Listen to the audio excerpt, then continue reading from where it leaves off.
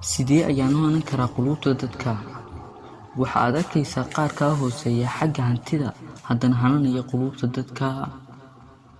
Ogsoonowna inaad qof hanataa ku xidhnayn maalka ama hantida aad haysato ee ay ku xidhan tahay habdhaqankaaga iyo dadka sida aad ula macaamilayso. Sideedaba waxaanu jecelnahay in aynu noqono kuwo sumcad iyo sharaf ku dhexla bulshada iyo dadka ay ku dhex nool yihiin. Haddaba maanta waxaan kula wadaagi doonaa 7 talo oo haddii aad ku dhaqanto aad hanan karto quluubta malyuumaad ka mid ah dadka kugu xeeran. Mar waliba dhoola caddayn ku qaabil. Mar kasta oo aad dhoola caddayn ku qaabisho dadka waa mar waliba oo ay ku sii jeclaadaane. 2. Ku bilow mar waliba salaan si aad u kasbato quluubtooda. 3. Dadka oo dhan ha kuu sinaadaan una dabacsano dadka oo dhan.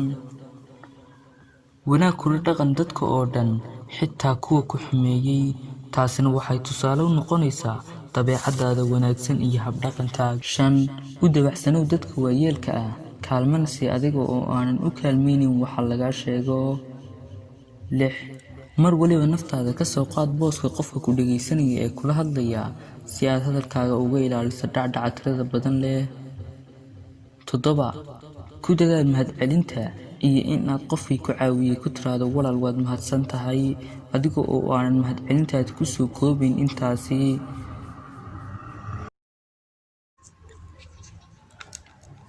7 talo waxaan filayaa inay noqon doonaan kuwo anfaca qof kasta oo raba inuu hanto quluubta dadka.